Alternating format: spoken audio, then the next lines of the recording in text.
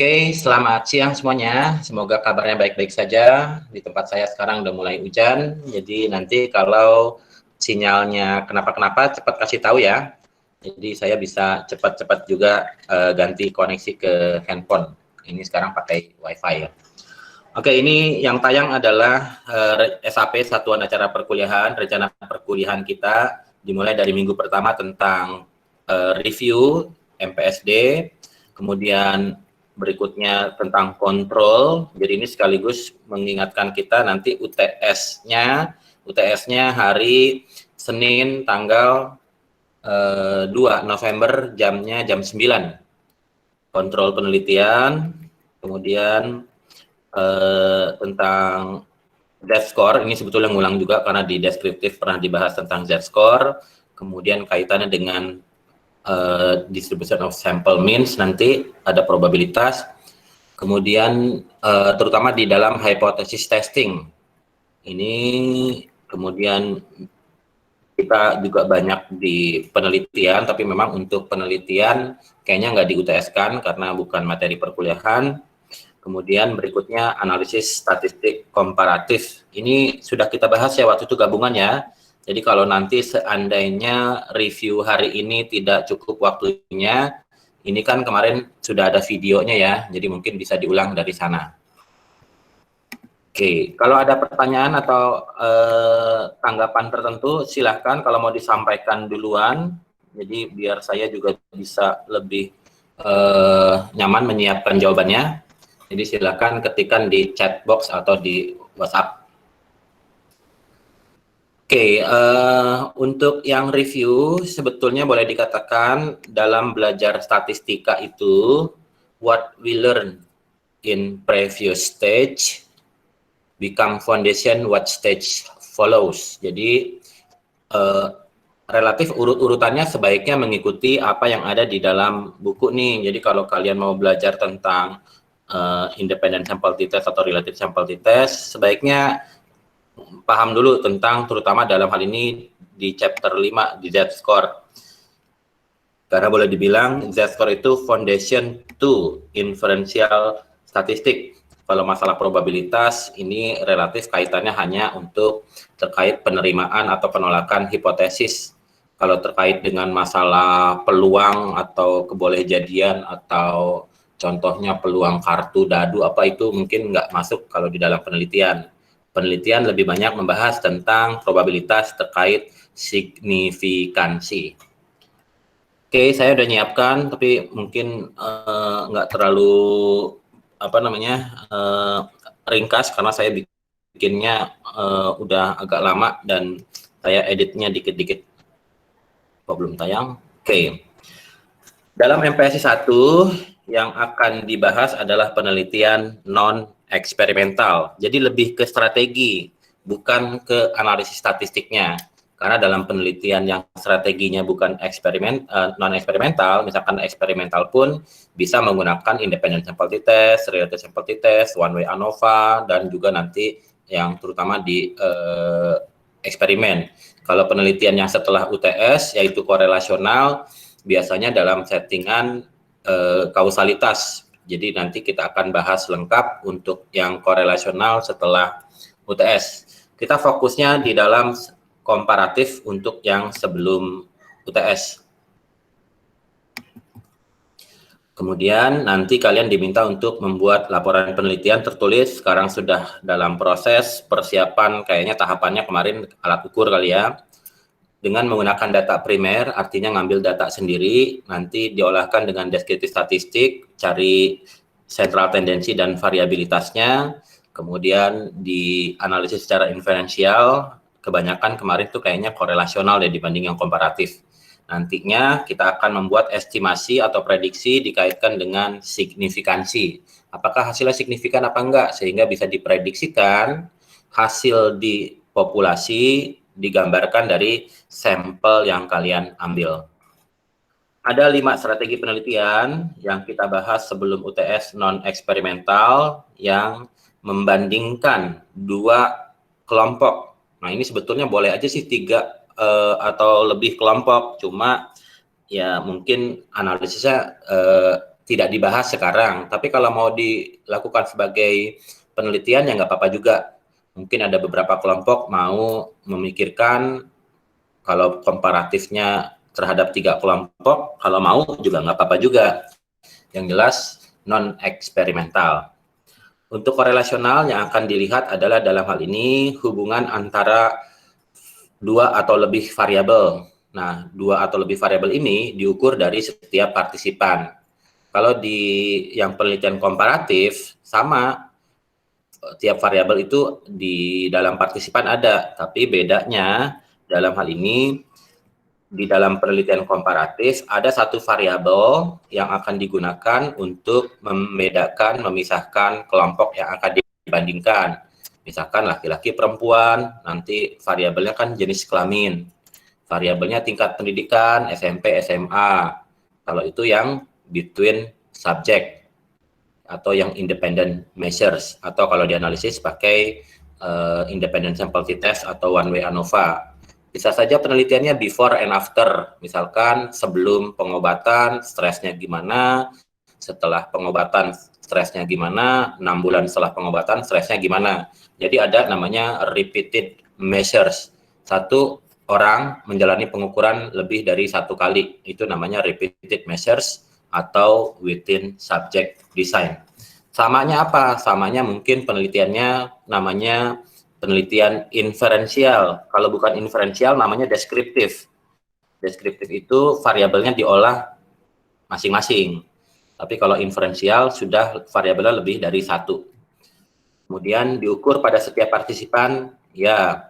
Kemudian nanti ada hipotesisnya, ya. Lalu dilakukan hypothesis testing, ya. Yang jelas bedanya dalam hal ini, dalam komparatif, ada satu variabel yang digunakan untuk memisahkan kelompok. Nantinya akan di-compare, akan dibandingkan. Ya, komentar sejauh ini, apa itu bedanya korelasional dan komparatif study? Oke. Topik pertama di minggu kedua adalah kontrol dalam penelitian.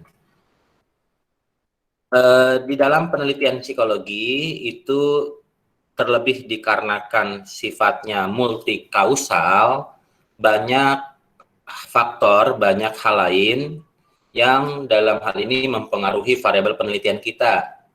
Contohlah, namanya prestasi akademis. Dalam hal ini apa saja yang mempengaruhi, apa saja yang berkaitan. Ya biasanya orang akan bilang intelijensi, motivasi, tapi kan bisa juga keterlibatan orang tua, misalkan orang tuanya support apa enggak, mungkin tingkat sosial ekonomi, kalau misalkan sosial ekonominya tinggi, maka mungkin lebih bisa untuk memiliki kelengkapan belajar lebih baik. Kemudian juga mungkin urutan kelahiran anak, biasanya anak pertama itu lebih dituntut lebih berprestasi dibanding adiknya gitu misalkan, dan seterusnya. Jadi multikausal. Jadi kalau kita hanya ingin melihat hubungan di antara 2 variabel, maka idealnya tidak ada kontaminasi dari variabel lain. Variabel lain ini bisa menjadi confounding variabel. Nah, sebaiknya sebelum kita melakukan penelitian, walaupun ini penelitiannya non-eksperimental, maka idealnya kita antisipasi dulu atau identifikasikan dulu variabel lain yang akan mempengaruhi penelitian itu apa saja. Lalu setelah kita identifikasi, kita kontrol. Kontrol walaupun ini penelitian non-eksperimental, maka tetap dilakukan walaupun tidak seketat dalam penelitian eksperimental. Kalau eksperimental tuh kontrol tuh harus. Dan biasanya kontrolnya lebih ketat juga. Jadi dalam hal ini kontrol itu adalah usaha kita untuk menjamin bahwa hubungan atau kaitan di antara variabel ini yang kita teliti itu tidak dipengaruhi, tidak dikotori, tidak dikontaminasi oleh variabel yang lain. Namanya kadang-kadang membingungkan juga, di beberapa referensi disebutkan secara berbeda, ada yang nyebutnya confounding variable, ada yang nyebutnya extraneous variable. Sebetulnya yang mana sih? Ya mungkin tergantung referensi, tapi kalau kita menggunakan referensinya Gravater Forzano, variabel lain yang bukan variabel penelitian namanya extraneous variable. Kalau extraneous variable ini tidak kita kontrol, maka namanya confounding variable, karena dia akan mempengaruhi variabel penelitian kita. Jadi nantinya si confounding variable ini akan memberikan penjelasan lain. Oh iya, wajar bahwa hubungannya kuat, karena dalam hal ini partisipan penelitiannya itu punya karakteristik yang berbeda. Misalkan karakteristiknya mahasiswa UI mah udah pinter-pinter gitu, ngapain dicek lagi hubungan antara motivasi dengan prestasi. Jadi dalam hal ini konsekuensinya adalah ketika ada extraneous variable yang tidak dikontrol akan menjadi sebagai confounding variable, nanti internal validity-nya rendah karena di dalam variabelnya itu ada variabel lain yang bisa menjelaskan kenapa hasilnya demikian. Ada yang punya contoh? Contohnya maksudnya dari rencana penelitian kalian, silakan kalian identifikasikan kira-kira yang logis itu apa. Jadi bisa berdasarkan common sense, bisa logical reasoning, bisa variabel penelitian. Oke, kita cek kelompok 1, sebutkan IV, DV atau variabel 1, variabel 2-nya, lalu extraneous variabelnya apa? Cek kelompok 1 siapa? AA biasanya Adinda, Alula. Siapa lagi tuh temannya? Saya minta EV-nya apa?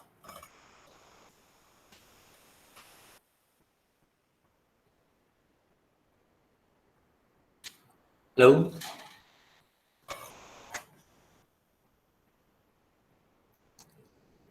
Cek. Ya, silakan kelompok 1. Variabel Mas, bentar ya Mas, saya nggak usah presentasi, sebutin aja variabel penelitiannya apa, lalu kira-kira EV-nya apa. Menurut diskusi kelompok kami, EV-nya itu ada kondisi ekonomi, support orang tua, sama kondisi geografis di mana dia tinggalnya, Mas. Variabel penelitiannya apa? Saya nggak hafal nih. Variabel penelitiannya itu tingkat stres terhadap tingkat motivasi. Jadi ada level stres dan motivasi. Apa ya. tadi extraneous variabelnya? Kondisi ekonomi, dukungan orang tua. Kondisi ekonomi bagaimana dikontrolnya? Sebenarnya jadinya nggak dikontrol, Mas. Kalau nggak dikontrol nanti ada alternative explanation. Oke, partisipannya siapa? partisipan mahasiswa S1 Fakultas Psikologi UI, Mas. Oke, nah kira-kira ada nggak karakteristik partisipannya, misalkan usia, misalkan intelijensi, itu extraneous variable atau bukan di dalam penelitian ini? Enggak, Mas, bukan. Nah, kalau gitu tetap nih mesti dikontrol walaupun tidak seketat. Ya, kelompok ganjil 3, IV-nya apa atau variabelnya apa dalam penelitian kalian? Kelompok 3. Siapa aja deh kalau enggak inisiatif. Kelompok 3 yang alfabetnya paling depan lah gitu.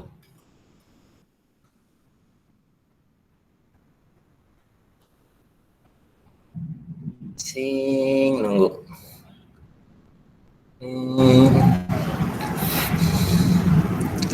Ya, lama deh ya. Kita ngabisin waktu.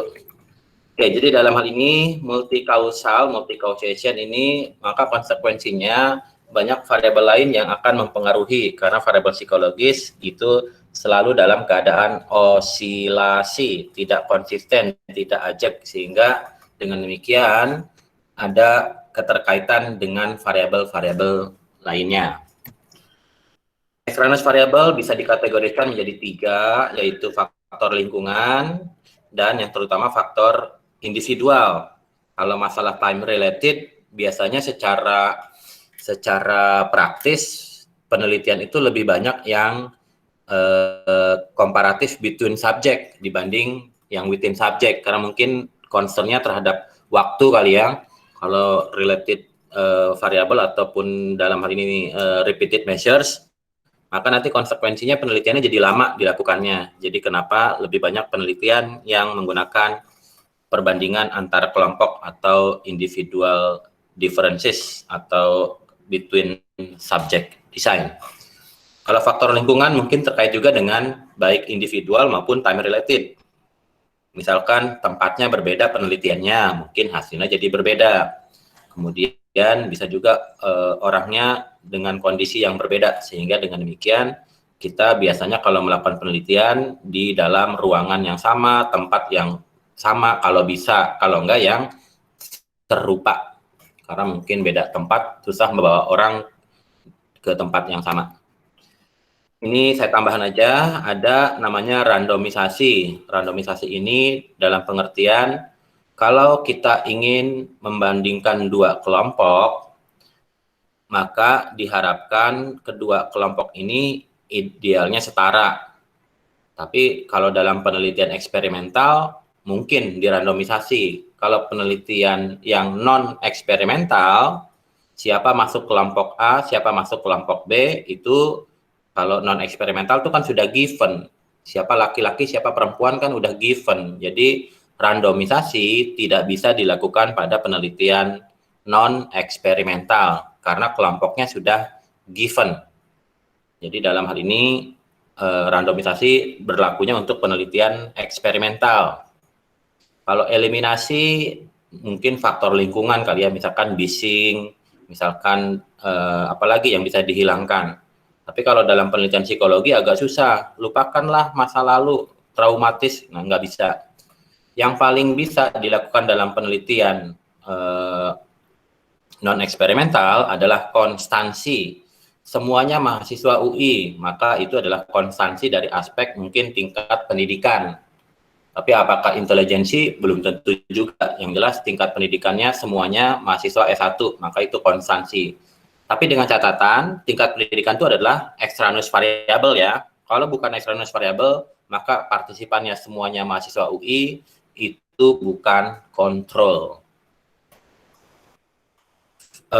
Nomor 4, variabel extraneous atau variabel sekunder dijadikan IV yang kedua, memungkinkan. Jadi extraneous variabelnya adalah dengan dilakukan pengukuran terhadap variabel extraneous, lalu kita kontrol secara statistik, namanya analisis covariance. Counterbalancing hanya bisa diberikan kepada penelitian yang repeated measures. Apa sih maksudnya counterbalancing? Pemberian urutan yang berbeda. Misalkan kalau urutannya penelitian pada kelompok pertama urutannya ABC, lalu BCA, CAB, dan seterusnya. Tapi ini pun juga untuk penelitian eksperimental. Ini tambahan aja ya. Jadi sekali lagi untuk penelitian non-eksperimental, kontrol yang bisa dilakukan adalah konstansi. Konstansi itu disamakan karakteristik partisipannya dari aspek extraneous variable. Misalkan tingkat sosial ekonomi menjadi extraneous variable, maka penelitian ini hanya dilakukan pada orang-orang yang tingkat sosial ekonominya menengah ke atas, maka itu konstansi. Komentar, pertanyaan, tapi hanya dijawab untuk yang non-eksperimental tadi ya.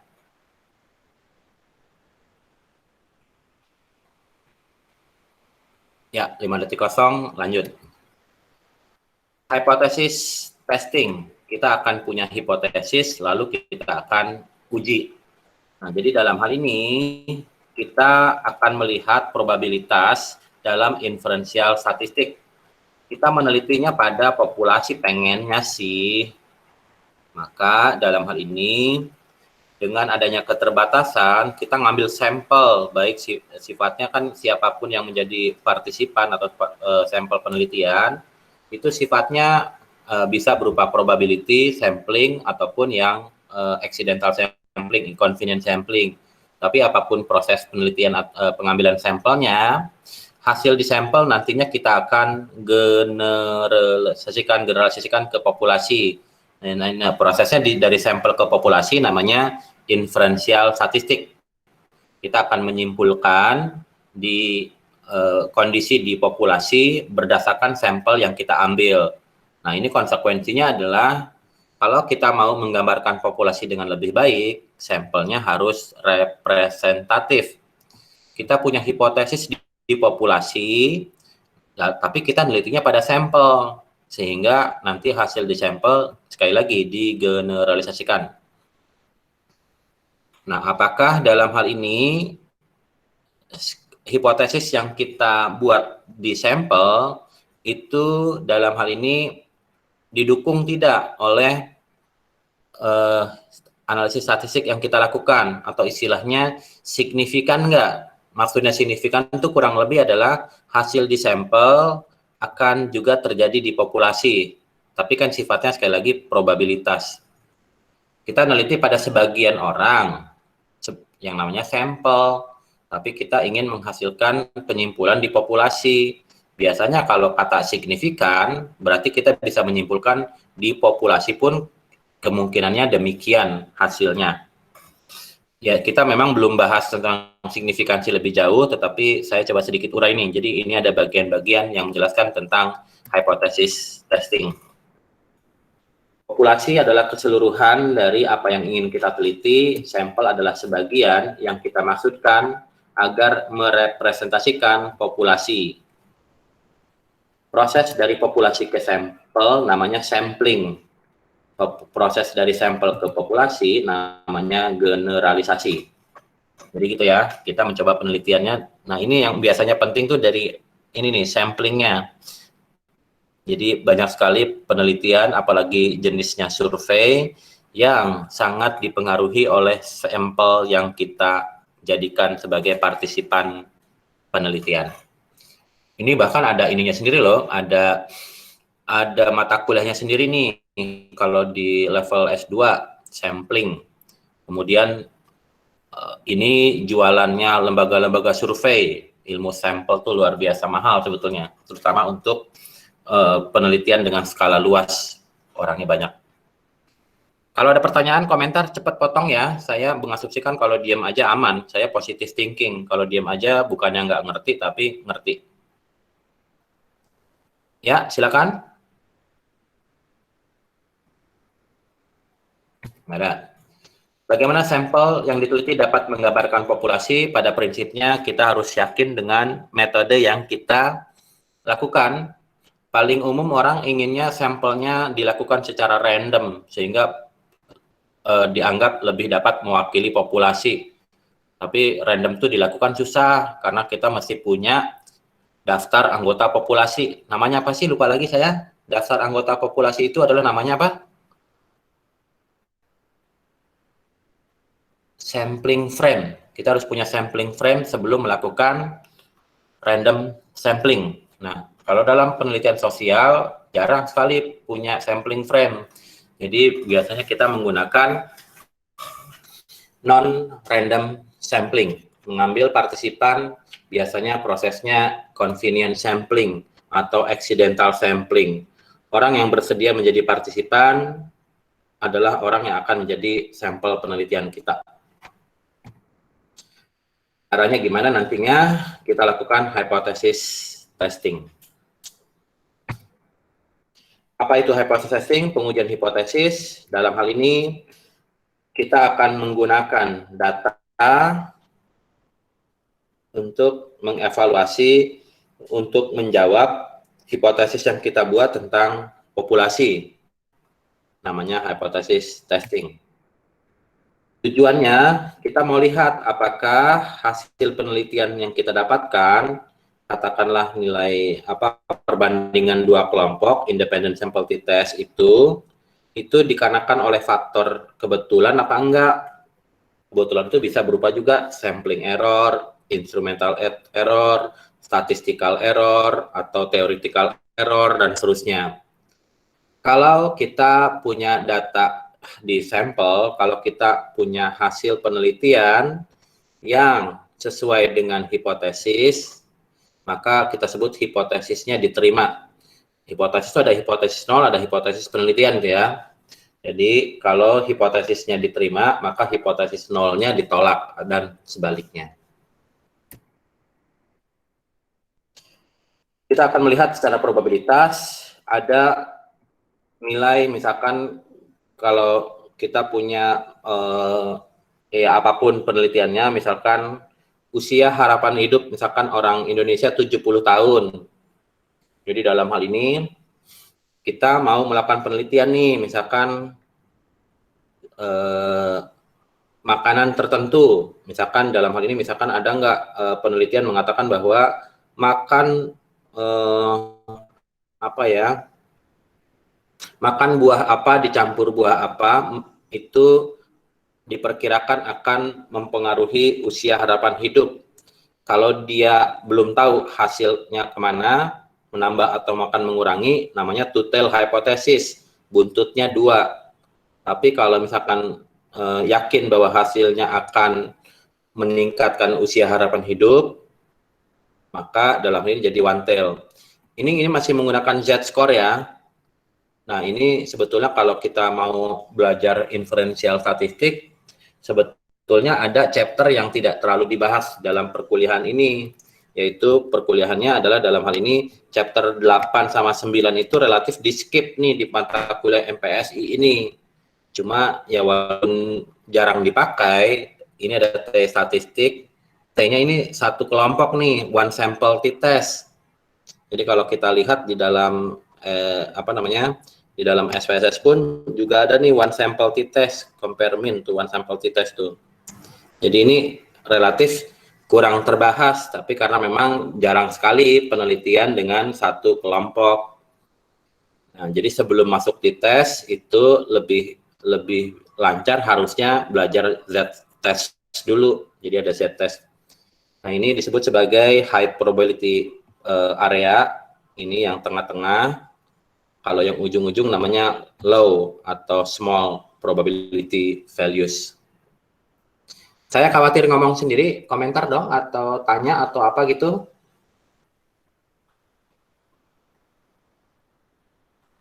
Karena sinyalnya juga lagi low.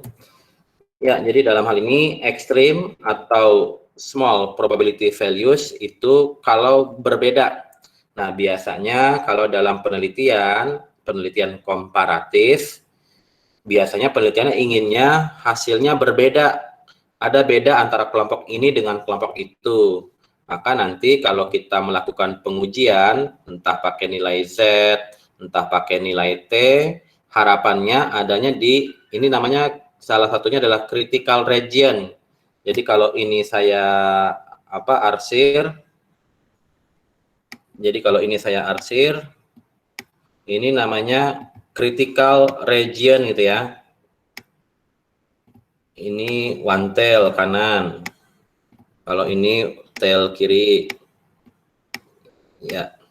Jadi nanti kalau kita melakukan hypothesis testing, kita lihat letak Z-score ataupun letak T-score-nya itu adanya di mana? Di critical region. Yang ini sekali lagi critical region, yang ini namanya juga confidence region. Jadi kadang-kadang ada juga yang nanti ditambahkan dengan istilahnya dalam hal ini bisa disebut juga sebagai level of significance, LOS. Nanti kalau dengar istilah LOS berarti itu critical region-nya. Kalau yang ini namanya LOC, level of confidence. Jadi LOC ditambah LOS, kalau ini LOC ada 2 ya, sama dengan 100% atau sama dengan 1. Jadi nanti kita lihat kalau signifikan di 5%, maka confidence region-nya 95%. 5% itu bisa juga one tail atau two tail. High probability dan low probability.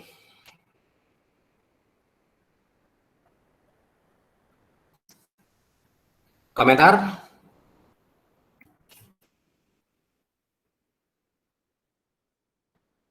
Jadi dalam hal ini nanti dalam hypothesis testing yang kita ingin lihat apakah dia ada di critical region. Kalau di critical region artinya sangat berbeda dari H0. H0 itu untuk yang ini, untuk yang confidence region. Ini adalah H0 nih.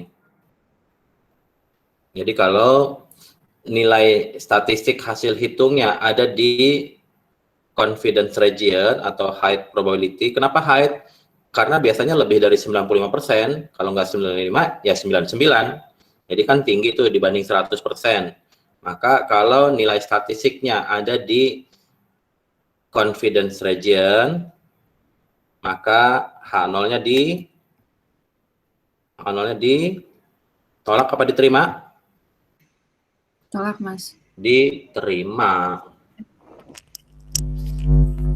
Nih, masih salah nih, jadi saya mau ulang lagi deh. Kalian tuh ada kemungkinan ngitung, karena kan kalau ujian nggak pakai software gitu ya, nggak pakai komputer, ntar ribet gitu. Solusinya paling output.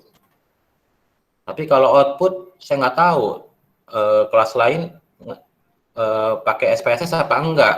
Kan kalian juga termasuk angkatan yang MPSD-nya bisa pakai JASP, bisa pakai Excel, pakai SPSS, ya nggak tahu, nggak semuanya pakai juga. Lalu kemungkinan besar yang paling logis apa? Hitung manual. Lalu kalau ngitung manual, ya interpretasinya manual bandingkan dengan tabel. Jadi dalam hal ini, kalau tadi mengacu ke jawaban yang terakhir, ketika statistiknya ada di dalam confidence region, H0-nya lalu dibilang ditolak, wah itu salah. Terus gimana nih cara ngeceknya, kalian paham atau enggak? Gimana dong? Soal kali ya? Ini wantil ntar aja lah, saya skip gitu ya. Saya contoh soal aja dulu deh. Ya, nanti saya bolak-balik ya. Ini kita coba tentang t-test. Kalau yang t-test itu 2 kelompok. Kalau yang ANOVA 2 atau lebih. Jadi ANOVA lebih lengkap dibanding t-test. Jadi kalau ada perbandingan 2 kelompok, t-test bisa, ANOVA bisa. Biasanya dalam penelitian itu jarang sekali yang menggunakan single sample atau one sample t-test. Biasanya membandingkan 2 atau lebih set data. Data itu bisa set orang atau set pengukuran. Tergantung. Kalau set orang, maka namanya independent measures atau between subjects. Kalau setnya data, dari satu kelompok orang diukur 2 kali, namanya repeated measures atau within subject design. Simpel sih. Jadi ada yang independent measures atau nama lainnya between subject design. Berarti dia dari 2 orang yang beda, 2 kelompok orang beda. Ini between subject itu artinya antar kelompok. Kalau ini within subject, 1 kelompok tapi diukur 2 kali atau lebih. Ini dulu.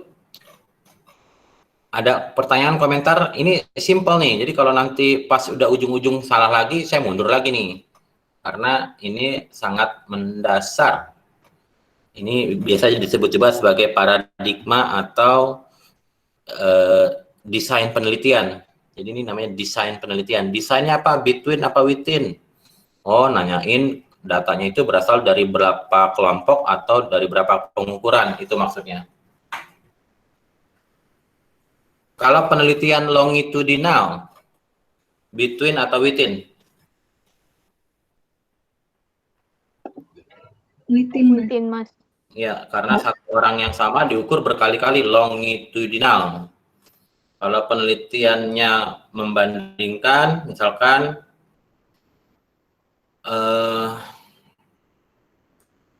apa ya yang ambigu ini,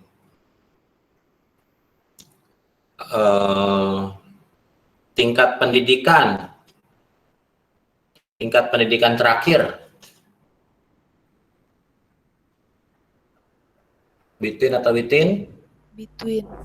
Ya, karena tiap orang punya pendidikan berbeda. Tapi bisa saja tingkat pendidikan itu menjadi, karena makanya tadi saya tambahkan tingkat pendidikan terakhir. Jadi kalau misalkan dalam ini tingkat pendidikan, bisa aja setelah lulus SMP dikasih tes, setelah lulus SMA dikasih tes, setelah kuliah dites. Itu kan repeated measures. Jadi tergantung siapa partisipannya. Apakah ada di satu partisipan saja diukur berulang kali within, atau satu partisipan diukur 1 kali, maka namanya between. Ini udah tahu lah ya. Ini sebetulnya contoh penelitian di video perkuliahan pun itu sebetulnya contoh penelitian yang skripsi saya. Jadi ini ada penelitian juga selain verbal fluency menyebutkan huruf, juga ada menyebutkan nama-nama binatang. Ini bukannya marah-marah gitu ya, ya. Jadi dalam hal ini sebetulnya ini penelitiannya agak luas nih, bukan hanya word production-nya saja, bukan hanya mengatakan sebanyak mungkin, tapi nanti kita bisa lihat juga masalah pengelompokannya. Jadi biasanya kalau orang itu menyebutkan nama-nama binatang, itu biasanya ada pengelompokannya juga. Jadi pengelompokan itu misalkan dia selalu berasosiasi binatang berkaki 4, nanti ada groupingnya, ada banyak, tapi ini yang simple aja tentang word production, berapa jumlah kata yang dapat disebutkan. Kenapa disebutkan? Ini pun ada salah satu kontrolnya, karena kalau dia menuliskan, nanti nulisnya pelan, lalu nggak kebaca, lalu error scoringnya. Tapi memang konsekuensinya ketika dia diminta untuk menyebutkan, direkam, dicatat, lalu dihitung, maka kita mesti melakukannya satu persatu nih pengambilan datanya. Nggak bisa sekaligus 5 orang gitu, ntar pusing kita siapa yang ini. Akhirnya satu orang, satu waktu. Katakanlah satu waktu ya mungkin kalau ini diminta dalam 1 menit, kalau hanya nama binatang, maka mungkin butuh waktu ya 2 menit itu ya. Kemudian nanti dicatat, habis direkam nanti diperdengarkan lagi. Jadi mungkin satu orang in total mungkin bisa 10 menit kali, dari mulai direkam, dicatat ulang, lalu dihitung berapa jumlahnya, satu orang 10 menit. Kalau partisipannya banyak, maka mungkin butuh waktu mingguan untuk sampai dapat partisipan yang diinginkan. IV-nya jenis kelamin. Hipotesisnya adalah bahwa perempuan kenapa memiliki verbal fluency lebih baik? Ada yang tahu hipotesisnya? Apa ini hipotesisnya? Ulangi lagi.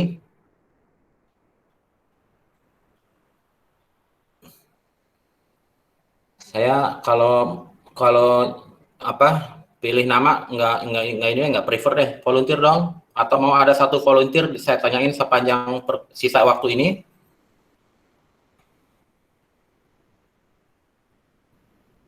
Ada volunteer yang mau saya tanyain sampai selesai, biar nanti kalau saya tanya berarti saya jawab tanyanya ke dia. Ya nggak apa-apa, kalau lagi kuliah salah nggak apa-apa. Kalau ujian yang jangan salah. Saya deh, Mas. Ya, silakan. Apa hipotesisnya? Hipotesisnya perempuan lebih memiliki verbal fluency yang tinggi. Ya, alasannya kenapa verbal fluency-nya akan lebih tinggi? Karena perempuan itu lebih suka berbicara ya daripada laki-laki.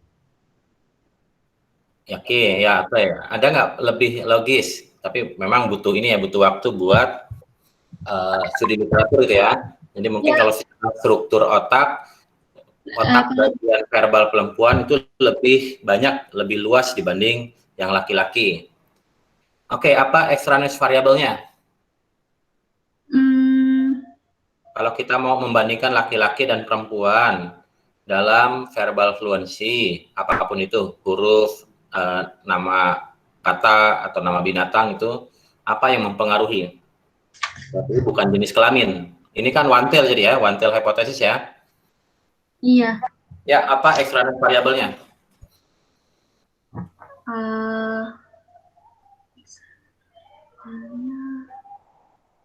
Yang lain boleh juga jawab, tapi ya satu orang ini yang akan menjawab terus.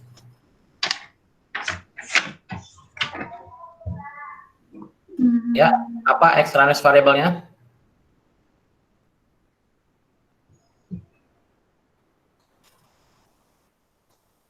Ayo Mai, apa yang mempengaruhi verbal fluency tetapi bukan jenis kelamin? Ini pendidikan Mas. Ya, Siva, tingkat pendidikan. Kenapa tingkat pendidikan mempengaruhi verbal fluency? Karena tingkat pendidikan bikin seseorang terpapar sama kayak kosakata yang lebih luas gitu, terus dia jadi mungkin lebih tahu nama-nama binatang lebih banyak mungkin. Ya, tingkat pendidikan makin tinggi, tingkat pendidikannya makin baik verbal fluency-nya gitu ya. Ya Mas.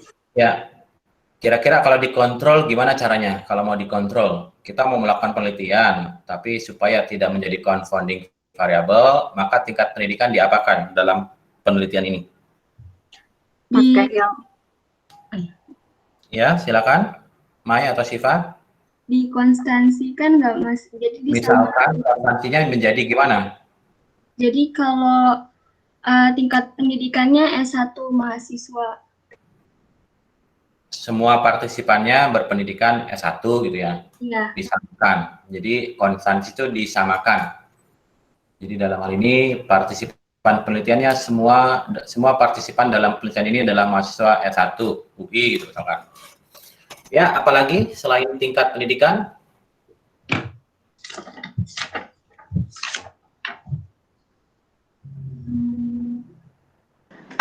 Mas, kalau tempat tinggal gimana? Tempat tinggal, oke. Ada pertimbangan tertentu kenapa tempat tinggal itu menjadi, misalkan tempat tinggalnya di apartemen gitu ya, nggak pernah lihat ayam kayak apa gitu ya, atau gimana? Yang lebih ke daerah, mungkin kayak misalnya dia tinggal di hutan terpencil, abis itu nggak sosialisasi sama orang-orang, jadi nggak melatih verbalnya juga. Dulu kalau penelitiannya benar dilakukan, ribet amat ngambil datanya ke hutan-hutan. Ayo, yang realistis dulu deh. Ya, tingkat lokasi tempat tinggal domisili gitu ya. Kira-kira ada beda nggak ya antara rural dengan urban gitu misalkan. Ya, saya sering juga ngelihat sih anak-anak misalkan kalau ini nggak tahu yang namanya kerbau itu bedanya sama sapi apa gitu atau apalah gitu, atau cuma taunya yang berdasarkan tontonan dia aja gitu. Sementara saya kecil udah tahu banyak binatang atau nggak tahu. Itu kira-kira menurut kamu gimana? Kenapa domisili mempengaruhi? Kalau saya ngeliatnya dari kebiasaan bicara sesama masyarakat ya. Jangan-jangan ntar nama binatangnya adalah umpatan gitu, anjay lo gitu misalkan gitu. Maaf ya, sorry, apa namanya, itu doang lagi, atau gimana tuh? Jadi kalau misalkan kalau dari obrolan agak ini, saya nggak tahu misalkan pengetahuannya misalkan saya nggak, iya domisili oke, tapi maksud saya gini, domisili itu kadang-kadang gini, untuk daerah tertentu biasanya ada juga yang punya kosakata untuk hal tertentu tuh lebih kaya. Misalkan di budaya-budaya, misalkan budaya-budaya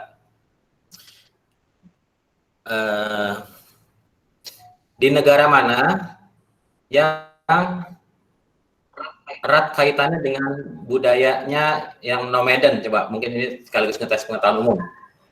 Kamu tahu nggak negara yang nomadennya tinggi mas sampai sekarang? Kenapa Ada yang Mas? tahu? Tadi agak kepotong-potong. Negara mana di dunia yang budaya nomadennya masih tinggi, angka per sekarang bahkan 70%? Mongolia bukan Mas? Mongolia, karena daerahnya banyak gurun, mereka bahkan rumahnya banyak yang tidak permanen gitu ya. Jadi pengetahuan mereka tentang binatang tuh sangat banyak, terlebih dengan binatang peliharaan, ternak gitu. Nah, jadi mungkin kalau dikatakan itu sebagai domisili, mungkin bisa tuh. Bahkan untuk satu binatang kuda aja, mereka mungkin bisa menyebutkan belasan istilah buat kuda yang kayak gimana, namanya ini, kuda yang itu, oke gitu ya. Ya, tapi domisili mungkin terlalu susah kali kalau mau nelitinya membandingkan laki-laki dengan perempuan. Ada lagi? Usia bisa ya? Iya. Ya, oke, logis usia. Ada lagi nggak yang lain? Latar belakang pendidikan bisa nggak ya Mas? Tadi kan udah S1 semuanya gitu. Itu tingkat pendidikan sih. Latar belakang pendidikan kan itu. Maksud saya mungkin kayak orang dari yang latar belakangnya biologi gitu, mungkin dia bisa tahu lebih nama-nama binatang dibanding yang ya, jadi dalam hal ini untuk menentukan suatu variabel sebagai extraneous variable itu harus juga dalam hal ini logis. Jadi kita lihat mau apakah dia sebagai mana tadi?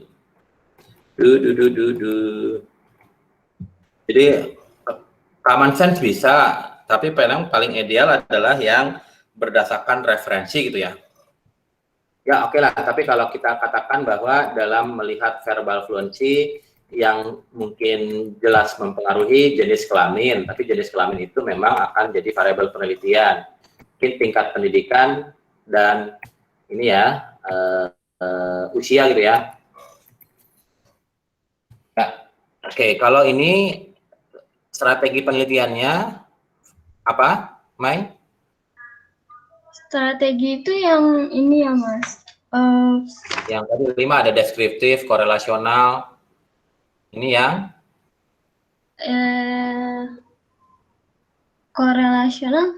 bukan, ini Komparatif ya. ini non eksperimental, komparatif non eksperimental. Kenapa non eksperimental? Karena IV-nya jenis kelamin itu sifatnya given. Given itu sudah dari sananya udah. Jadi ini adalah atribut variabel. Kalau komparatif tapi IV-nya aktif variabel namanya penelitian eksperimen. Kalau ini variabel. Ya, kemudian desain penelitiannya Between subject atau independent measures. Ya, kalau ada 2 kelompok namanya independent sample t-test. Kalau lebih dari 2 namanya one way ANOVA. Ya, ini lalu berikutnya dilakukan analisis. Apakah terdapat perbedaan? Ini pertanyaan penelitian itu ya. Kalau hipotesisnya, ulangi lagi, Mai. Hipotesisnya perempuan memiliki tingkat verbal fluency yang lebih tinggi. Ya oke, atau di sini ini aja ya, apa namanya? Ya bisa aja kalau pertanyaan penelitian depannya kata tanya, belakangnya tanda tanya. Kalau hipotesis tinggal di kata tanyanya dibuang, tanda tanyanya jadi titik, jadi pernyataan. Bedakan antara pertanyaan dengan pernyataan. Lalu apa yang dilakukan berikutnya adalah kita lakukan secara manual ya. Yang akan dilakukan dalam independent sample t-test adalah melihat mean difference. Mean difference-nya adalah between two population, between male and female. Tapi kan kita nelitinya pada sebagian laki-laki dan sebagian perempuan yang dimaksudkan sebagai partisipan kita, sampel penelitian. Jadi dalam hal ini state the hypothesis. Apa hipotesisnya? Tadi sudah disebutkan. Kemudian ini yang saya tuliskan hipotesisnya dalam bentuk notasi ya. H0 itu mengatakan no difference. Kalau no difference, selisihnya akan dekat ke 0. Ini bacanya bukan sama dengan 0, dekat ke 0. Kalau hipotesis penelitian atau H sub 1, ini adalah min kelompok tertentu lebih apa dibanding dengan kelompok satunya lagi. Ini lebih kecil misalkan. Nah, kira-kira kalau di sini mu1-nya laki-laki atau perempuan? Laki-laki. Laki-laki. Jadi di hipotesis gitu ya. Nanti konsekuensi penulisan ini, nilai T-nya nanti kita mengharapkan nilai yang negatif. Untuk critical region, dalam critical region itu untuk independent sample t-test, diperhatikan nih, N1, N-nya berapa sih, Mei? N kecilnya? Ini 1, 2, 3, 4, 5, 8 ya? Ya, N1 8, N2 8. Jadi degrees of freedom-nya berapa? 14. Bukan. Nah, 16 ya? 15 ya, Mas? 14. Hati-hati masalah DF. Ini kita baru 2 DF ya. Iya. Baru yang independent sample t-test dan related sample t-test. Kalian mesti tahu bedanya. Paling gampang dikurangi dengan jumlah kelompok. Paling gampang, atau kadang-kadang juga dikurangi dengan jumlah variabel. Tapi ini sebetulnya variabelnya 2, kelompok kedua. Jadi mungkin biar gampang, hafalin aja lah. Kalau di independent measures, t-test, itu DF-nya N dikurang, N total dikurang 2. Ini sebetulnya rumusnya adalah N1 kurang 1 ditambah N2 kurang 1. Jadi mungkin biar cepat begini. Jadi DF-nya dalam hal ini 14. Komentar? Sekarang apa yang kita lakukan? Kita lakukan dalam hal ini, dilihat di DF-nya 652.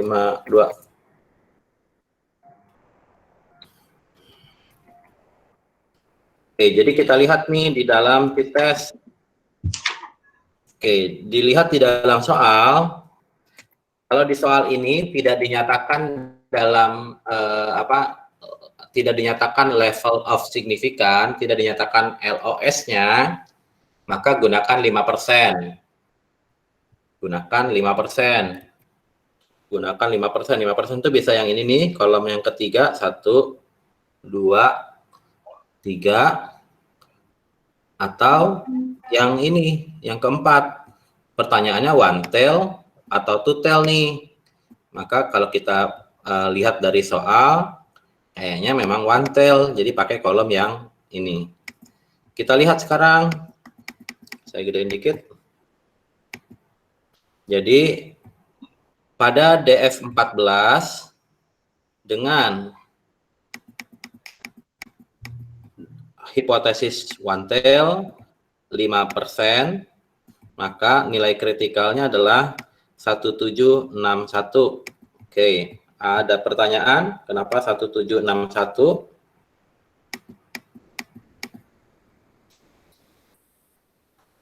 Cara melihat tabel nih, ini disebut sebagai critical tabelnya, critical value di tabel.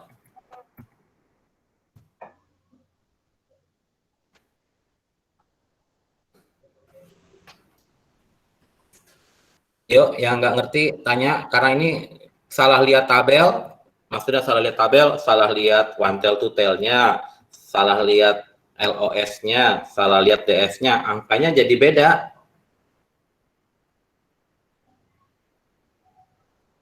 Boleh deh Mas, gimana Mas? Kita lihat dulu di sini berdasarkan soal, DF-nya 14. Tergantung dari analisis statistik yang mau dipakai. Kalau independent measure, t-test, dari DF-nya gini, DF itu degrees of freedom.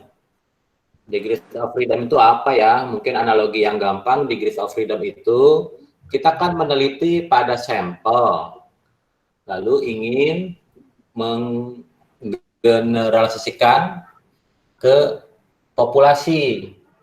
Nah, jadi dalam hal ini perlu dilakukan semacam adjustment, penyesuaian, di mana nilai di populasi itu sebetulnya masih sangat fleksibel untuk berubah.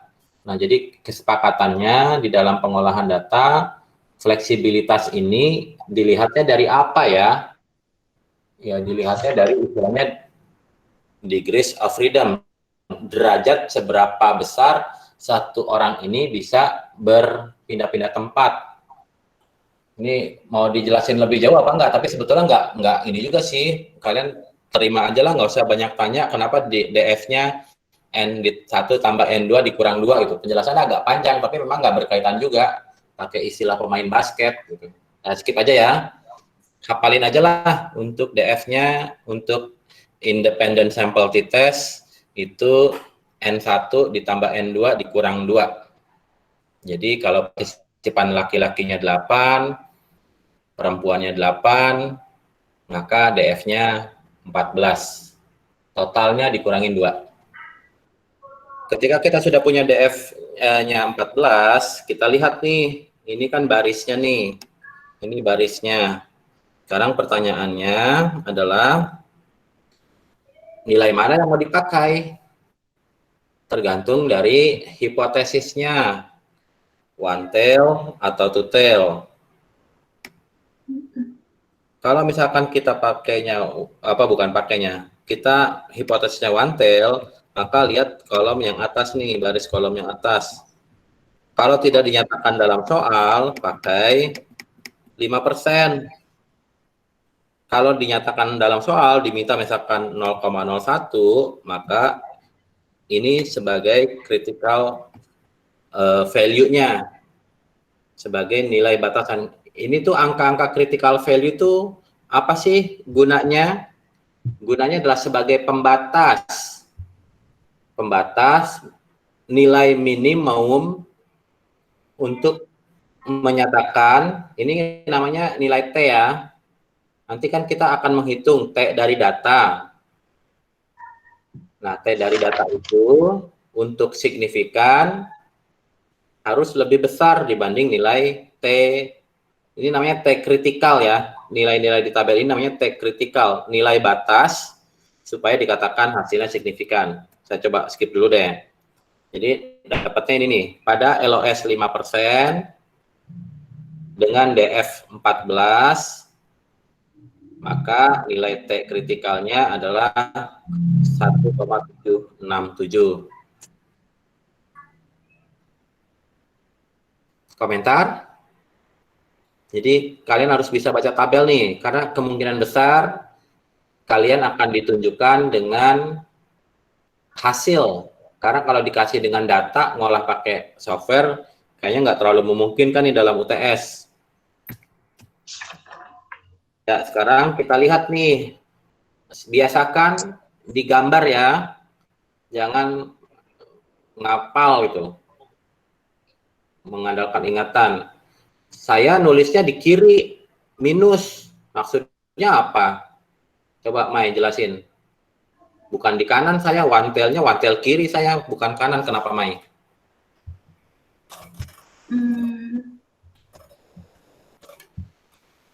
Salah apa enggak nulisnya di kiri?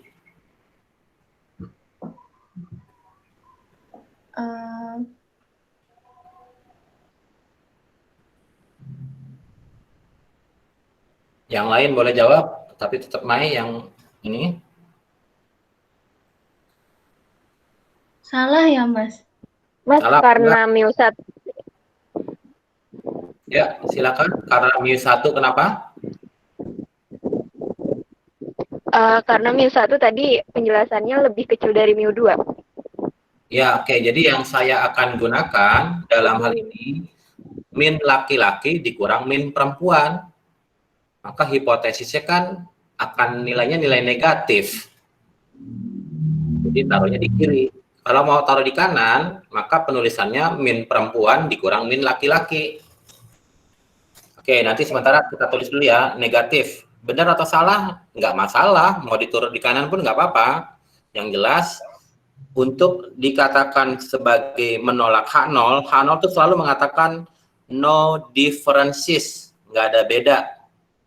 Jadi kalau misalkan di sini lebih ekstrim, kita nyebutnya bukan lebih kecil ya, lebih ekstrim, maka dalam hal ini nanti H0-nya ditolak. Kalau di sini H0-nya diterima, retain, ada juga istilahnya retain. Ini rumusnya. Mas mau nanya. Ya. Berarti yang mau minus atau enggak itu tergantung ini ya, variabelnya, mau yang perempuan yang yang variabel yang satu nanti dikurang laki-laki atau yang variabel laki-laki dikurang perempuan, itu jadi tergantung ya, Mas? Salah, penyebutan variabelnya salah. Laki-laki perempuan bukan variabel. Sampel. Bukan. Yuk, ralat dulu.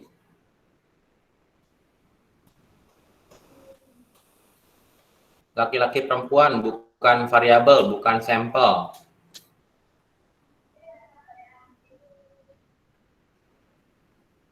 Konstan bukan, Mas? Kan kalau konstan mah nggak ada yang berbeda.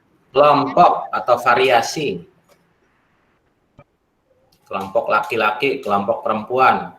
Variabelnya jenis kelamin, variasinya laki-laki perempuan.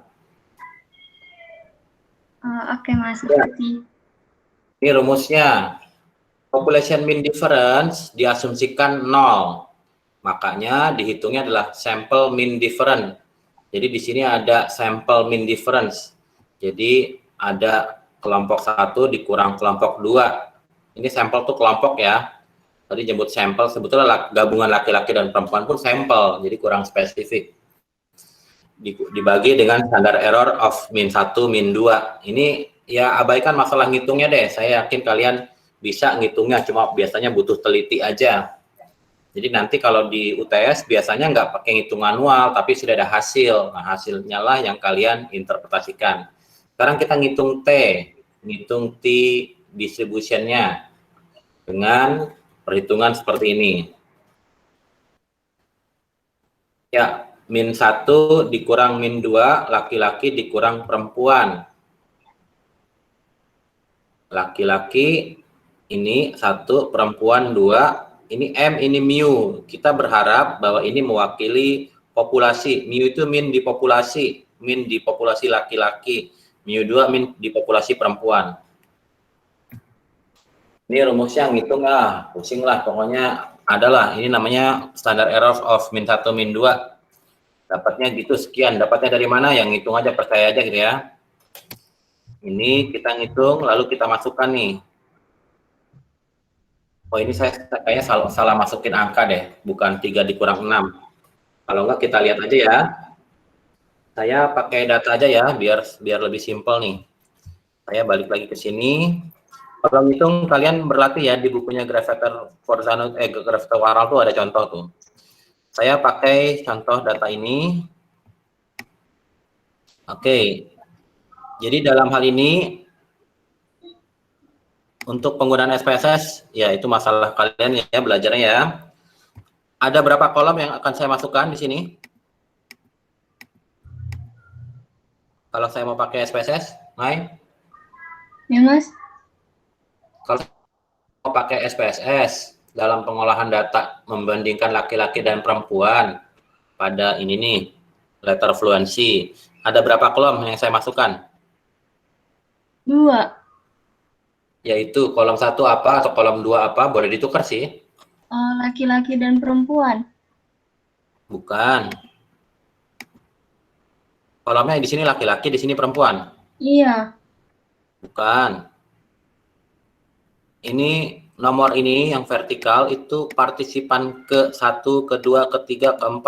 Kalau di sini berarti dia partisipannya 1 orang, tapi dia laki-laki, tapi dia perempuan. Nggak bisa gitu. Yuk, siapa yang bisa?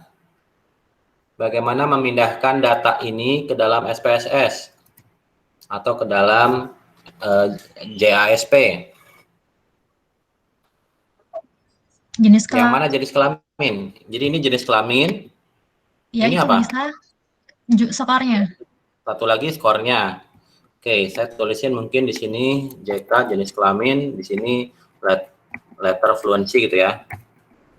Ini saya mau pakai numerik, desimalnya 0, labelnya mungkin di sini saya tulisin jenis kelamin, di sini letter fluency.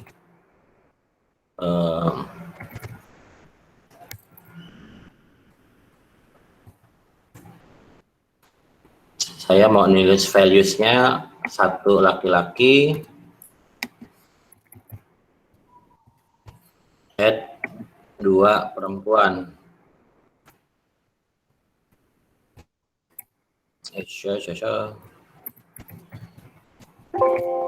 Ya, add. Oke. Di sini saya tulis jenis kelamin dulu, 1 laki-laki, 1 enter, 1 enter, atau ada ini kalau mau cepat dikit tinggal di blok copy ini. Yang ke-9 perempuan 2, kalau mau cepat di copy gitu ya. Ada 8 orang sampai 16. Laki-laki pertama 14, 14, 13, 12, 15, 11, 11, 14. Yang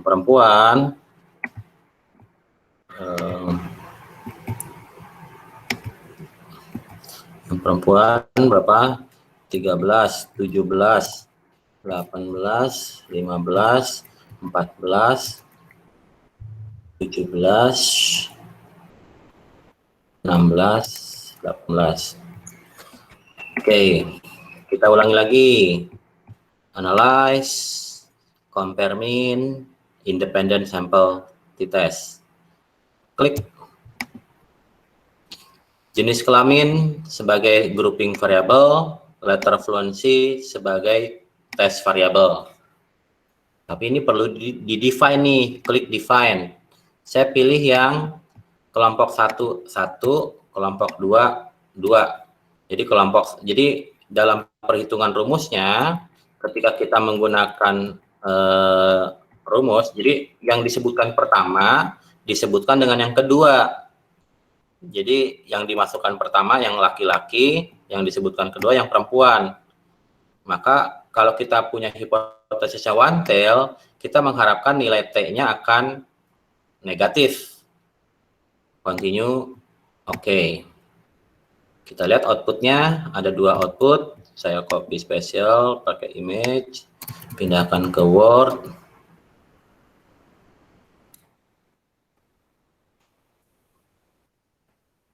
Biar kelihatan bisa di zoom.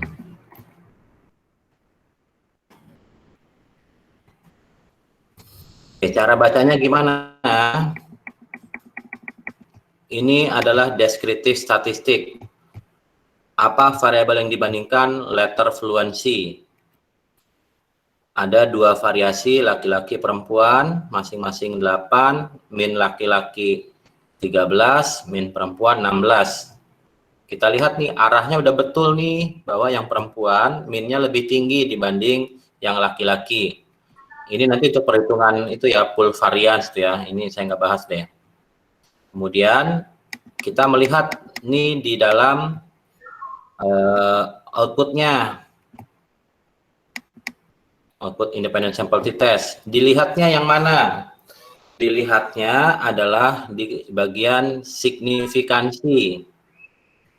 Signifikansinya, kapan dikatakan signifikan? Oh ya, ini nilai T-nya dulu ya. Nilai T-nya negatif nih.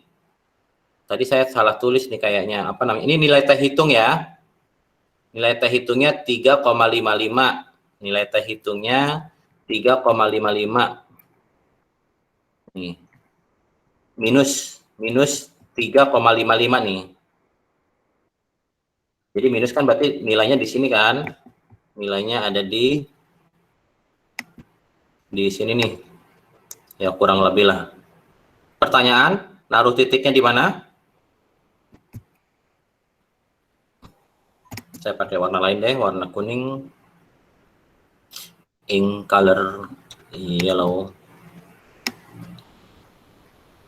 Ya, itu ya. Ini kan berada di critical region.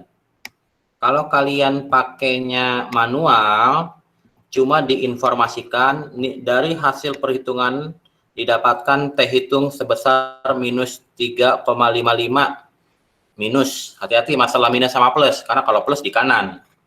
Jadi kalau nilai hitung ada di critical region, maka H0-nya ditolak. Silakan Mai, simpulkan Mai. Apakah terdapat perbedaan yang signifikan atau tidak? Ada. Karena tadi nilai signifikansi nilai T-nya lebih besar dari yang nilai T-nya min 1,761. bilangnya jangan lebih besar ya, lebih ekstrim. Oh, lebih ekstrim. Ya, karena belum tentu lebih besar. Ini kalau dilihat ini lebih besar yang 1,7, kali ini kan minus 3,55. Oh iya. Ya, jadi nilai bilangnya jangan lebih besar. Ini 3,55. Oke. Ya, ini kalau ngitung manual. Tapi kalau ngitung tidak manual, oke, ulangi lagi. Mai, kapan dikatakan kalau kita membandingkan dengan nilai tabel, hasilnya signifikan? Kapan? Kalau nilai signifikansinya lebih ekstrim. Bukan nilai signifikansi.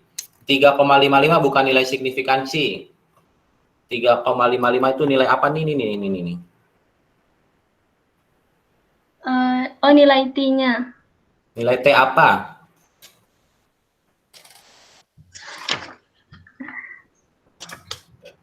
Nilai T hitung. Oh.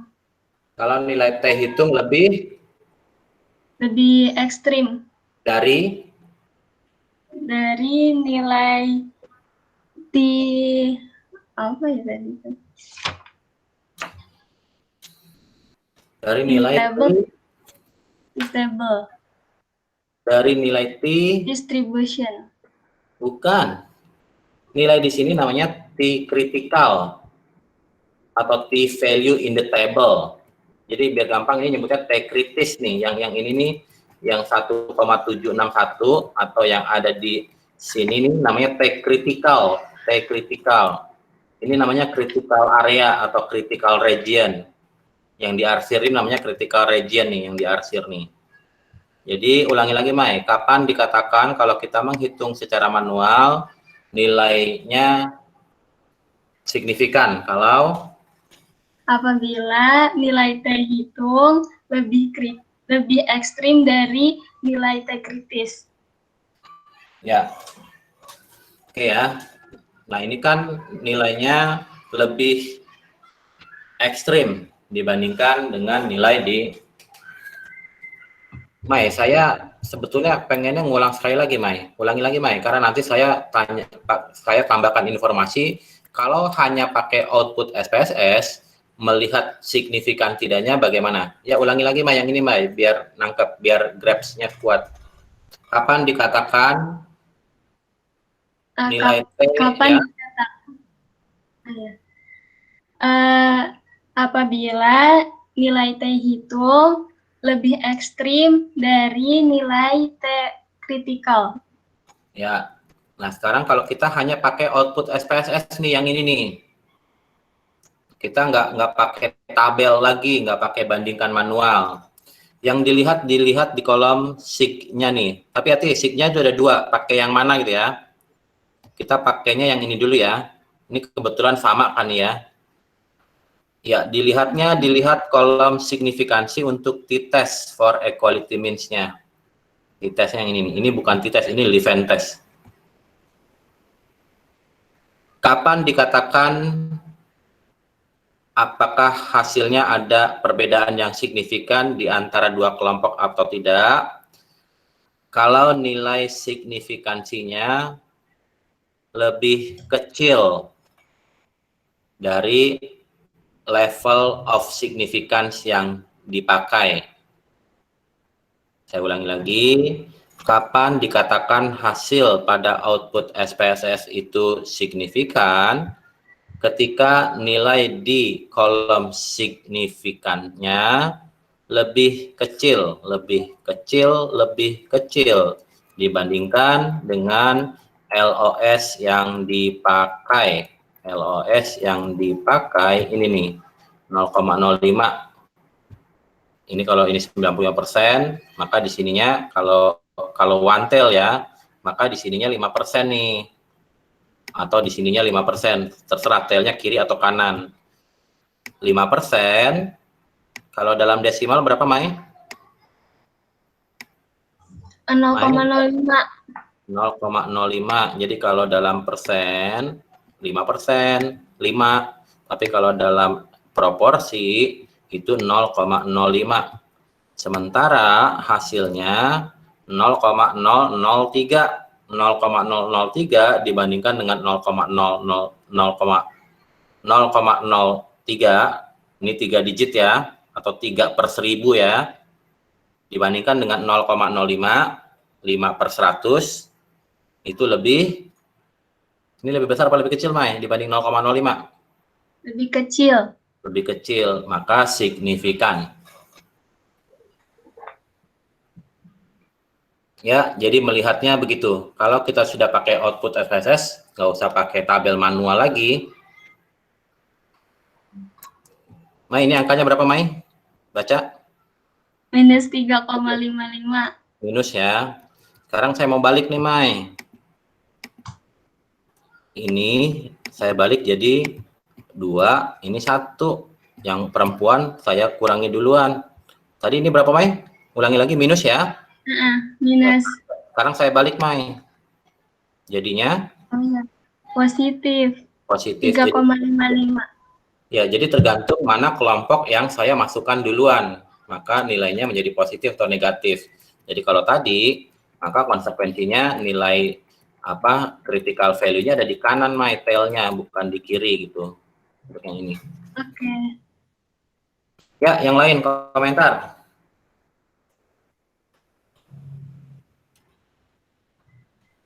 Saya belum ini nih. Mas, saya ingin bertanya. Ya, Rina. Tadi kan di penelitiannya verbal fluency itu pertanyaan penelitiannya kan apakah terdapat perbedaan ya Mas? Jadi saya mikirnya itu two tail. Tapi dari tadi kayak ngitung one tail. Saya bingung. Ya, oke. Ya, saya juga lupa nih, sekalian skip. Dalam output SPSS itu tidak ada untuk pilihan one tail untuk dites ya. Solusinya adalah dalam hal ini kalau mau pakai one tail, bentar ya. Ya, thank you Rina, ngingetin saya juga.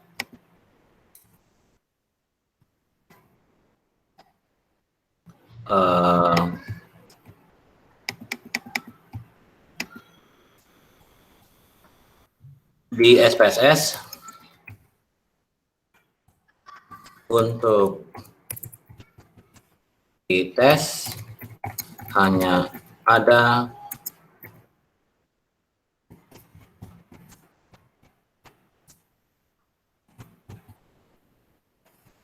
kalau untuk one tail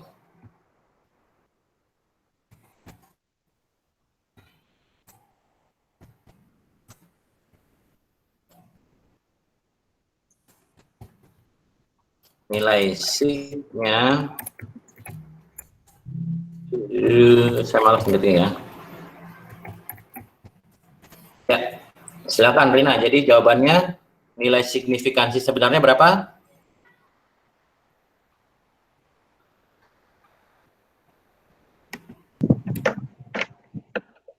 Gimana Mas? Maaf.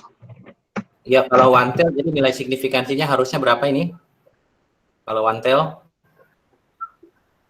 Harusnya dibagi 2 lagi ya. Ya, jadi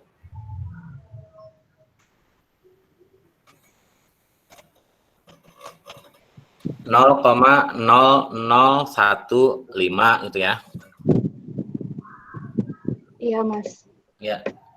Atau simpelnya udah kalau two tail-nya signifikan, one tail-nya pasti signifikan. Ini rumus-rumus yang ini nih. Kalau two tail-nya signifikan, one tail pasti signifikan dengan nilai yang sama ya. Ini kan kita pernah bahas nih. Kalau di sini 5% yang one tail, di sini yang two tail. Kalau di sini signifikan, yang kirinya pasti signifikan karena nilai kritikalnya lebih besar. Yang lebih besar aja lewat, yang kecil apalagi. Gitu. Ya, saya nggak mau main logika angka deh. Kalian ini aja simpelnya nih, gini nih. Oke. Ya. Ini abaikan dulu ya. Untuk masalah penulisan, ini nanti di ini aja ya. Di apa namanya? Untuk how to report in literature, nanti H0 ditolak, maka nanti tuliskan nih, min kelompok 1 berapa, min kelompok 2 berapa, penulisannya. Penulisannya masih ingat gimana? Yang ini ya, pelaporan apa? Ya, how to report in literature. Jadi kalau dilihat di chapter 10, 11 deh, biar lebih mundur dikit. Oke, ini dilihat ini ya. Ini nulisnya. Jadi kalau misalkan APA format, yang ini nih, yang di setting. Ya, nulisnya nanti ada verbal fluency pada perempuan lebih tinggi dibandingkan laki-laki. Min perempuan berapa, standar deviasinya berapa. Ini udah ada nih di output nih. Min perempuan berapa, standar deviasinya berapa, kan udah ada tuh ya. Minnya berapa, 16, standar deviasi sekian. Kemudian min difference-nya signifikan. T dalam kurung 14 nilainya. Kalau ini yang pertama perempuan, lalu di sini higher, maka di sini T-nya berapa, Mai? Positif. Positif 3,55 gitu ya. Iya. P-nya lebih apa? Lebih kecil apa lebih besar? Itu perempuan dulu ya? Kalau P nggak ada, ya ke ini perempuan dulu ya. Saya tuliskan ini perempuan, yang ini laki-laki. T dalam kurung 14, 14 itu degrees of freedom. Sama dengan plus 3,55. Ini. P lebih besar. Salah. P tetap P itu menunjukkan signifikansi. P ini adalah probability atau p-value atau signifikansi. Kan ini signifikan. Signifikannya di berapa persen? 0,03. 0,003. Enggak, bukan. Oh iya. Kalau di sini ini angkanya adalah LOS yang biasa dipakai. Jadi P-nya kan 0,0015 ya kalau one tail.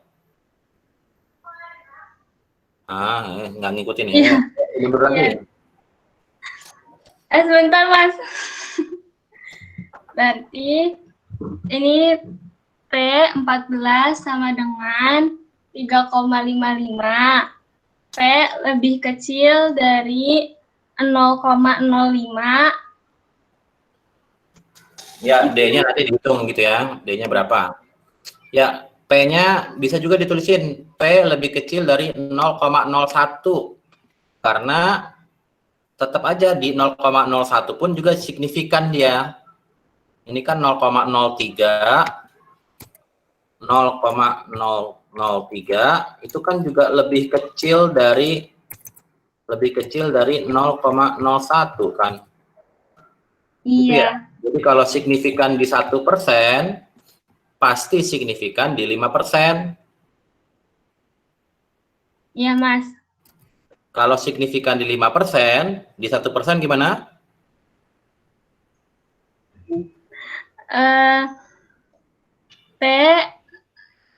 Bukan. Lagi dari awal. Bukan. Kalau signifikan di 1%, maka pasti signifikan di 5%. Ada pertanyaan nggak ini?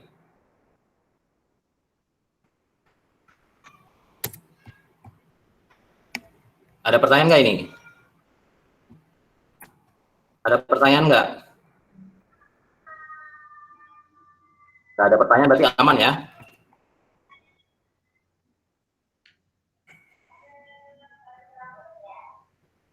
Ada pertanyaan nggak?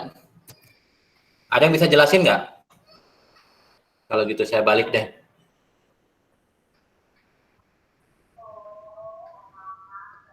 Ya, ada yang bisa jelasin nggak? Kenapa kalau signifikan di 1% pasti signifikan di 5%?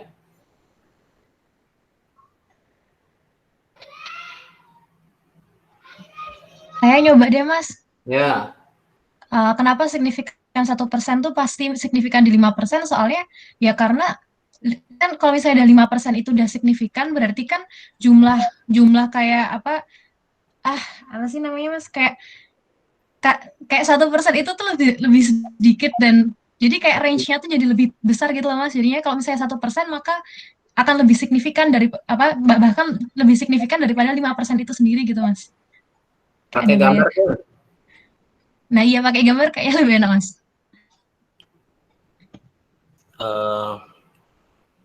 Mana ya? Bentar nih ya, saya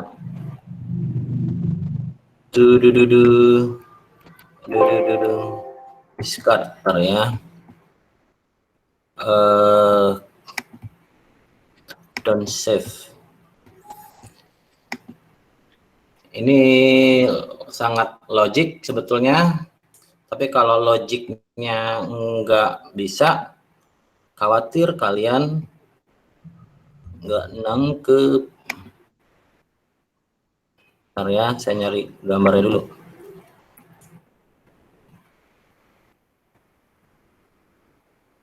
Itu Oke. Mas tadi. Yang 95% yang middle itu. Oke, ini 5%. Kalau pakai Z nilainya 1,96.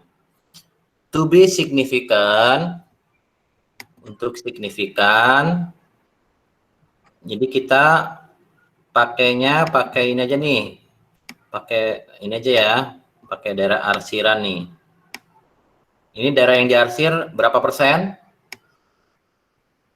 5%. Salah. 2,5. 2,5%. Kalau signifikan, nilai hitungnya ada di area critical region nih. Gitu ya.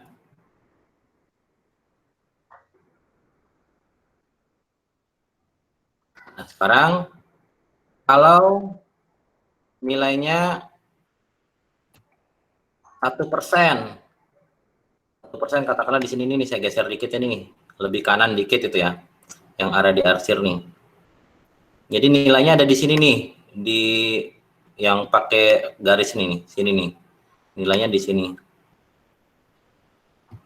Ya, kalau berada di critical region, artinya signifikan. Yang pakai panah ini di 1% signifikan apa enggak? Signifikan, Mas. Di 5% signifikan apa enggak? 5%? Ya, kalau di 5% signifikan apa tidak? Kalau 5%, kalau misalnya dari gambar ini malah justru kurang signifikan nggak sih, Mas? Soalnya kan dia malah gimana? Ini area 5% nih, areanya Oh, ini.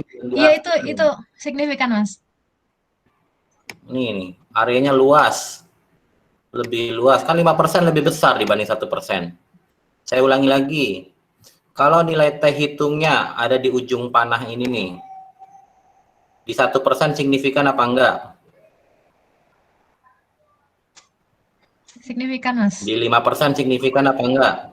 Juga signifikan karena dia alfanya juga. Ya, ada komentar enggak pernyataan ini?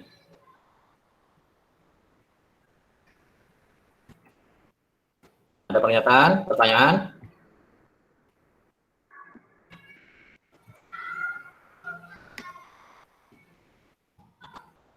Ya, pertanyaannya apa? Jawabannya?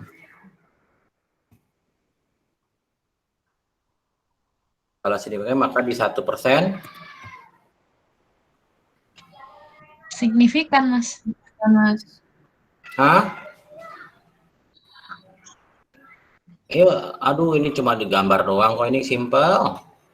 Kalau signifikan di 5%, misalkan di sini nih, signifikan nggak di 5%? Signifikan. Di 1%? Signifikan. Mas. Jadi jawabannya apa di sini? Signifikan. Aduh, ini logika. Ayo dilihat lagi gambarnya.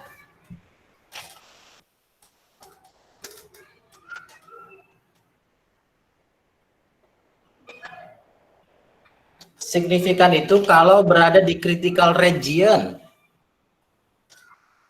Ini critical regionnya di 5% masuk enggak dia? Ini yang saya ganti warna deh. Ganti warna yang biar kelihatan tuh apa nih ya? Hitam deh. Ini nilai T hitungnya ada di sini nih. Signifikan nggak di 5%? Signifikan, Mas. Signifikan nggak? Belum tentu, Mas. Enggak. Jadi jawabannya adalah belum tentu.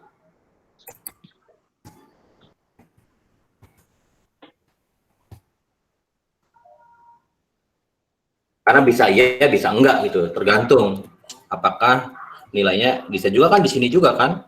Kalau di sini kan berarti signifikan di 1%, signifikan di 5%. Ya, ini pernyataan simpel ini, logikanya bakal banyak kepake tuh untuk ke depannya.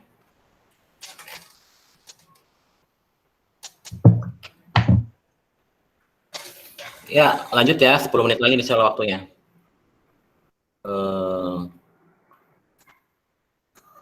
Ini saya ulangi lagi. Ya, sekarang paired sample t-test atau related sample t-test atau dependent sample t-test. Sama satu penelitian komparatif, tetapi satu kelompok yang mendapatkan lebih dari satu perlakuan atau pengukuran. Gitu ya. Keuntungannya adalah partisipannya lebih sedikit. Tapi kekurangannya dalam hal ini ada pengukuran berulang, bisa faktor capek lah, belajar lah, atau hari ini pengukuran pertama ada, pengukuran kedua nggak ada, atau pengukuran pertama nggak ada, nggak masuk, nanti minggu depannya ada. Jadi dalamnya ada namanya partisipan attrition. Partisipan attrition itu adalah kehilangan anggota sampel penelitian atau partisipan penelitian. Ini. Nah, ada berapa orang? Partisipannya ada berapa orang? 7. DF-nya ada berapa? Jadi DF-nya berapa? DF-nya? 6. DF-nya 6. N dikurang 1. Silakan Mai. Mai lagi buka buku. Berapa nilai kritikal di tabel kalau DF-nya 6? Enggak lagi buka buku, sebentar deh Mas. Kalau DF-nya 6, halamannya berapa sih ini? 650 kali. 651.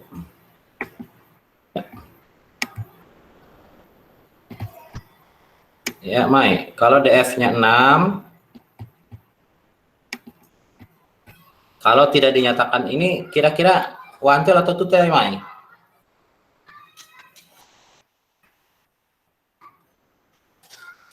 Apa variabel penelitiannya apa, Mai?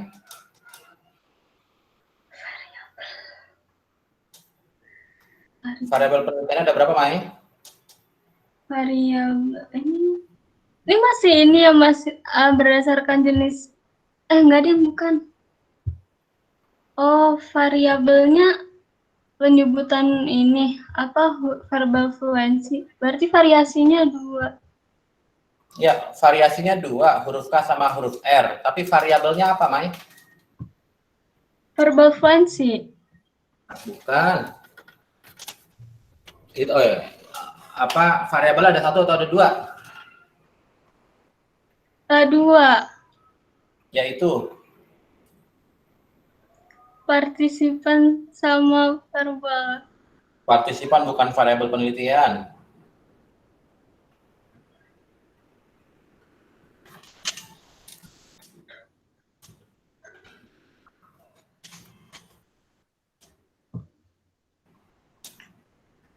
Yuk, kan kemarin di video ada, itu saya yang bikin sebetulnya, cuma Mbak Manda aja yang audioin.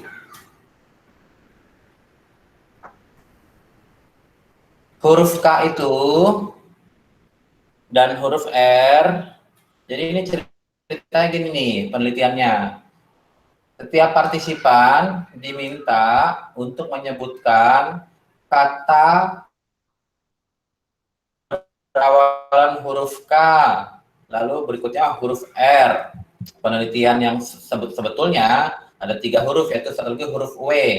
Tapi ini yang 2 huruf aja. Nah, jadi dalam hal ini, kenapa huruf K sama huruf R? Jadi jadi penelitiannya gini, partisipan diminta untuk menyebutkan kata berawalan huruf K sebanyak-banyaknya dalam waktu 1 menit.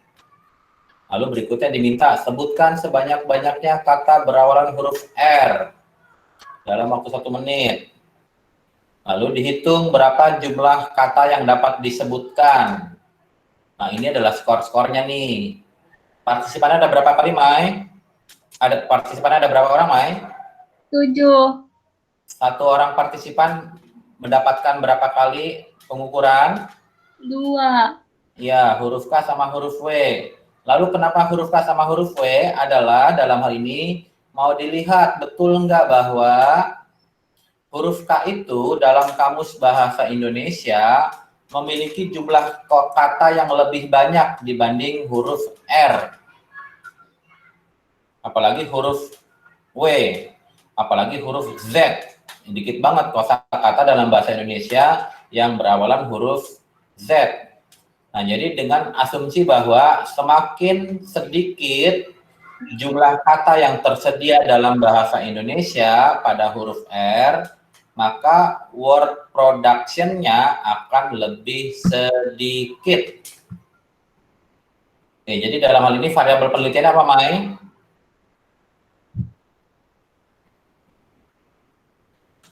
Word production. Satu.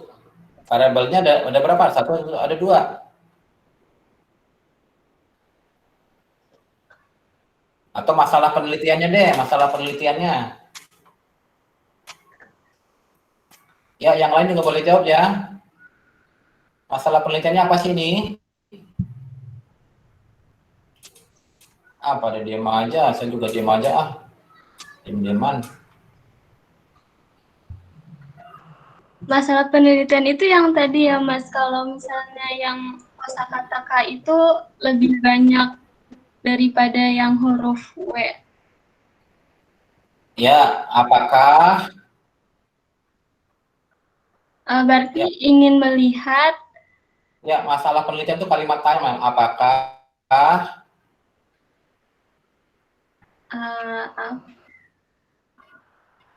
apakah word production pada huruf K lebih banyak dibanding word production pada huruf R? Ini jadinya R atau W, Mas? K sama R. Kilo sama Romeo. Oke.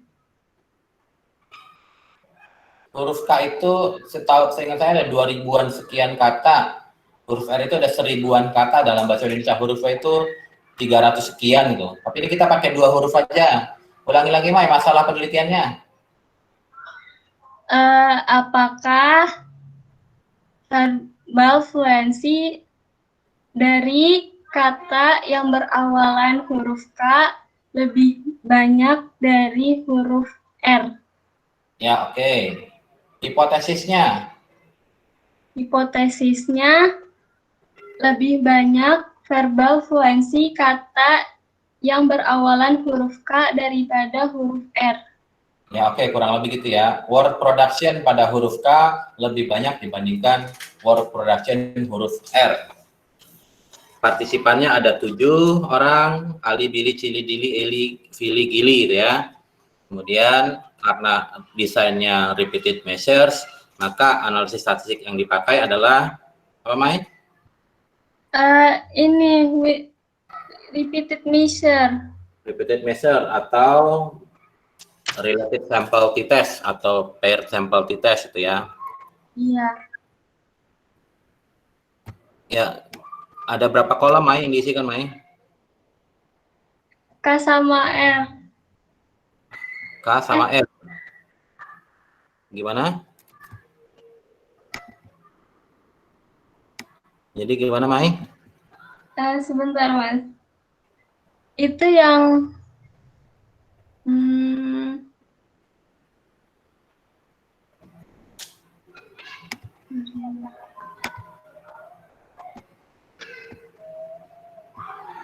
yang K sama R ya berarti.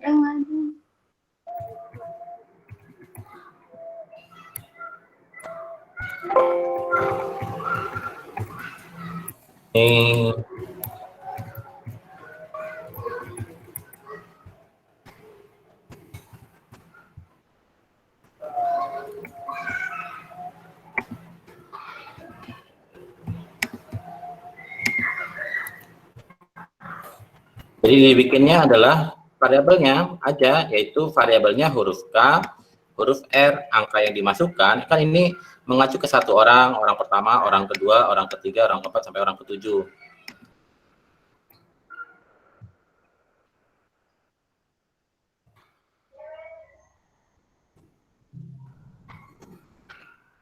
Bang.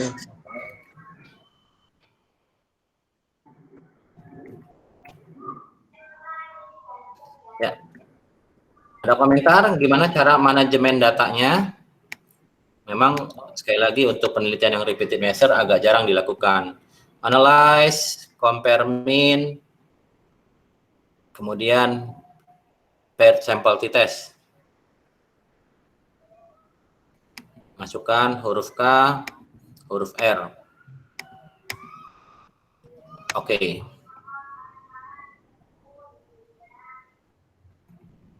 Oke, ini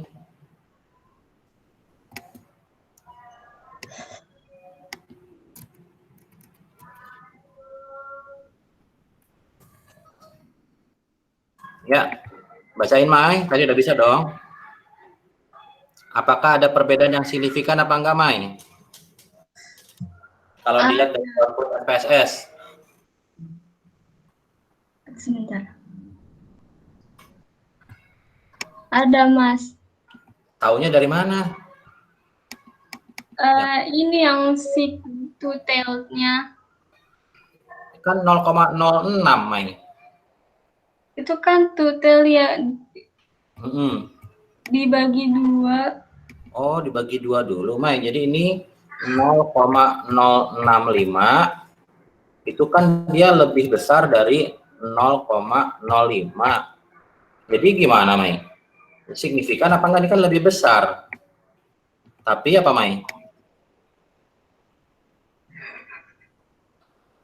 Kalau lebih besar signifikan apa enggak Mai? Oh, enggak ya berarti ya Mas ya. Ini kan tapi two tail Mai. Kan hipotesisnya one tail apa two tail?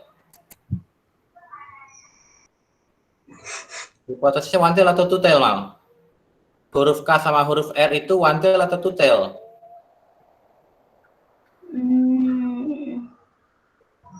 Tadi jumlah kosakata di bahasa Indonesia di kamus.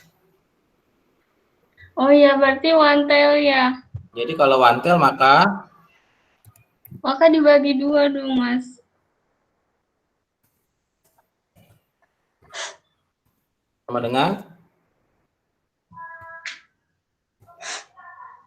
sama dengan iya. Main nangis enggak bukan? Enggak, Mas.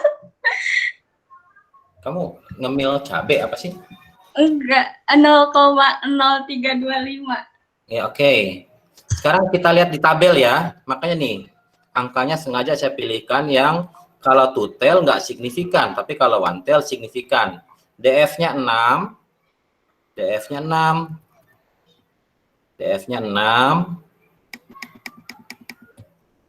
Dia one tail ya. One tail yang ini ya di atas ya. Nilai ininya 1,943. Sementara nilai hitungnya 2,26. Nilai hitung 2,26 ya. Ingat ini. Iya. Sebentar, Mas. 1,943. Jadi nilai hitung lebih besar apa lebih kecil dibanding nilai kritikal di tabel? Lebih besar. Lebih besar. Kalau lebih besar jadi signifikan apa tidak? Signifikan. Kalau nilai hitung, nilai T hitung lebih ekstrim. Ini kebetulan karena positif gitu ya. Karena positif maka mungkin lebih besar, nggak apa-apa. Tapi kalau negatif tuh jangan bilangnya lebih besar.